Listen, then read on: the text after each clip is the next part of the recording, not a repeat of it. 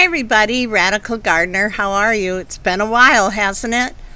Well, a lot has gone on here in the yard. Our son-in-law was here and he decided that he would start our greenhouse. And well, we'll just tell you what that's all about in just a minute. But let me turn this. Oh wait, what is the date today? August 10th, Saturday, the day that Jeffrey Epstein went missing, is murdered, committed suicide. Who knows? Okay, here we go. All right, look at our beautiful skies. So blue. Gorgeous. Okay, so the eggplants are really coming on strong. You can see all that flowering going on. And these squash, I'm so happy with. There's so many little squashes are growing. Let me see some of these guys. Where are you? Where are you? Just lots of little squashes. See that? So these half wooden barrels really have worked out for everything that I've planted in them to grow, except potatoes. Potatoes hated it in there. And the raspberry plants are growing up. And remember, we salvaged these out of someone's yard, so I don't know if they're going to produce this year, but they will next year. And we're getting them set up for that. So yeah, and more eggplants. You can see them coming in. Look at my eggplants. Green peppers are in there, and I picked those baby carrots, and we had a wonderful stir fry. And here comes my Armenian cucumbers. So it's looking good, you guys. It's looking good. There's Joe. We're eating out of the lettucing. I think we'll be done with that tonight. Make another nice big salad. And I've been putting this purslane now in our health drink in the morning. And remember, you just eat the leaf. See, it's kind of a succulent. And you don't really eat the stem. I don't trust purslane that grows. You know what dog has peed on them or what, but you can see these huge dandelions are growing, so I can't wait to have those so I can have my dandelion tea. So yeah, all the tomato plants. But I'll show you what's going on as far as the build. The arugula, remember I cut it all back, and look, it just made it really bounce back. It's doing a little bolting here and there, but the bees like it. And I cut all the cabbage, the leafy cabbage back, and I'm going to be making cabbage soup this weekend. I cut the fennel back. The fennel is now in paper bags drying for my fennel tea, and I cut all the kale back, and that's all coming back. So there you go. Still have lots of basil, still have oregano, so it's time for another pesto.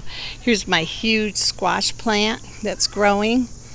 So I just ordered some mosquito netting, and I'll be draping that over all my squashes. That should be here on Monday. I got it on Amazon.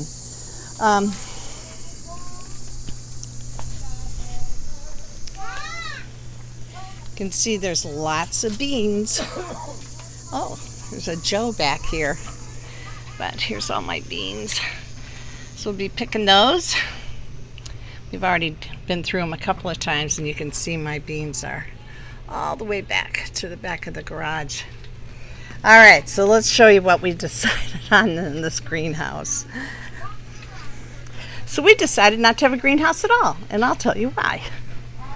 Oh, I am getting ready. I've got parchment paper down. You can use paper bags, or you can use anything. You can use newspaper, but I'm laying down parchment paper, and I'm getting ready to do my quinoa. Dry my quinoa. Yeah, bird. So here's what we got. I cover my squash at night. This is what started out as our greenhouse. But we love it so much like this that we're just going to keep it like this. And now I have this little reading area, little place to sit. Moved my baker's rack over here to have all my buckets and things that I pick vegetables with. And I can just sit here in the morning, by the water and listen to the pond. And we hooked up our rain barrel. Joe has to finish putting the extension on. He's just picked that up, so he'll be connecting that today. And we have a nice big gutter on the edge of this little awning so that we can collect all that rain and can go in this barrel.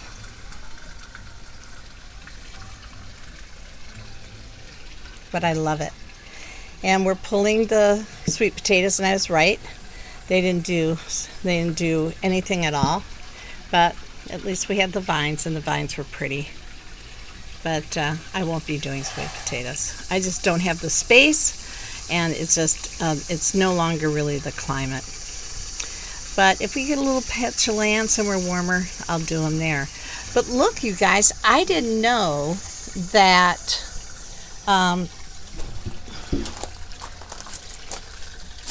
pond lettuce bloomed. I mean, how beautiful is that? I mean, I've had pond lettuce, I don't know, several times. So is it the type of pond lettuce? Was it just the ideal conditions? But isn't that beautiful? And my water wisteria is blooming.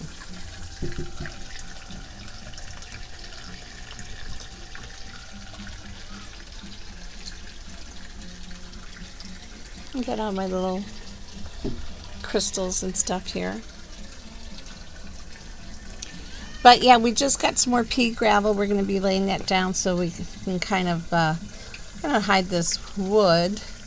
And of course my strawberries are behind me. We had to move all those huge pots. You guys remember there were pots here. Big green pots. Those got moved or emptied, and now we're distributing the soil. It was a lot of work. There's a reason that you didn't hear from me. It was a lot of work. So we're thinking about, for next year, we're going to do, because we need more flowers back here for bees and stuff, and I'm thinking about tucking a little beehive way back in the corner over there.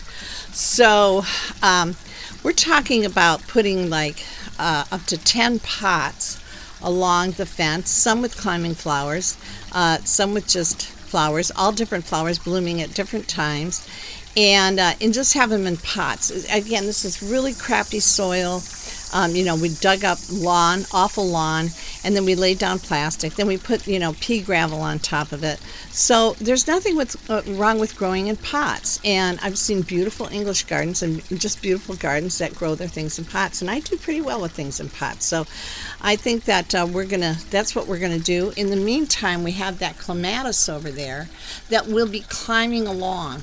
And we just continue to train it to go along the top of what is, this grate is what they use, under cement. And it's really inexpensive. We got it at Home Depot. So we could extend the height of our fence. So we'll be having the clematis climb here on top like that. And then we have a trumpet vine that's starting over there that we can train to go on the very top of the fence. And then we can have flowers growing up here. So we can have a real blast of color, and then all my vegetables. And the vegetables will love having all the flowers close by. You can see my squash is doing really, really well. That's my zucchini. We're getting to the end of the rhubarb, but I pulled a bunch of red stems today. I'm going to make what might be my last 2 rhubarb pies. I've been making them all summer, but we'll see. And of course, all that soil that we're pulling out of the sweet potato bags that we pulled out of these pots that were over here, these green pots, because we're trying to get rid of all of our plastic pots. That soil just went in many places. These beds and pots leach soil. So you have to keep filling them back up. So we've just been distributing that soil everywhere. We've been adding it to we have 4 different places where we compost, with worms. So we've been adding soil to that. So yeah. You can see here my peppers are growing right there in the corner, and I had to support them. Right next to them is carrots. Right next to that is parsnips. And then more carrots, different kind of carrots are over there. And of course, my kale here. And celery behind it. But see where we had to fill up with some soil there. I mean, it still could use some more. And then Swiss chard, of course. And then giant kale. And then finally, the sunflower fell off the top, but I like the leaves, so I left it there. And then just kind of cleaned this up back here. One of my other little ponds. You can see we've laid some more pea gravel down. And now, you can see we've got squash growing here. It's coming right out of this pot. Starting to flower up. And then my spinach, my kale, and my peppers are here. And then more tomatoes. And tomatoes back over there. And we've got our grid there for tomatoes. So we've got also our grape plants, and we're going to do a piece of wood over like this, and then we're going to put another grate on each of these posts here, and then these grape plants can climb that, and that'll look really pretty. Plus, we'll grow grapes. Yeah. So why not the greenhouse, huh? There's quite a few reasons. It was such a nightmare anyway. Let me turn this around. Well, it just can't be very big. And so, like, what purpose is this really going to serve us? Well, we're thinking, instead we will get some really good grow lights for the garage to overwinter. I already have shelving in there so I can start plants. But we're really seriously looking at having another piece of land in a warmer climate. And so if I'm going to do that, that is my greenhouse. You guys know, you've been through this with me all the way through, is that no matter what we tried to get a greenhouse built, it was just a nightmare. And I just believe the universe is, always telling you, maybe you want to, it's always directing you what your next step is if you're just paying attention. And so both Joe and I were looking at this, this little awning, and we love it. We love how it looks. And it's serving a purpose. We have a really shady place to sit. We really don't have a shady place in our garden to sit, so now we do. And what a lovely place to have our coffee. And we'll grow some things up these posts here, and it's going to be great. I really, really, really like it. So, going with the flow, you guys. Anyway, just wanted to touch base, show you what was going on. From here on in, I am going to do everything I can to put a video up daily. Just lots of things I want to talk about and just get caught up with everybody. Okay? Well, anyways, Radical Gardener, from my garden to yours. See, my garden. My garden to yours. May your garden always grow. You know I'm sending you a ton of love, don't you? Yes, you do. All right, everybody. Have a good one. All right. Lots of love.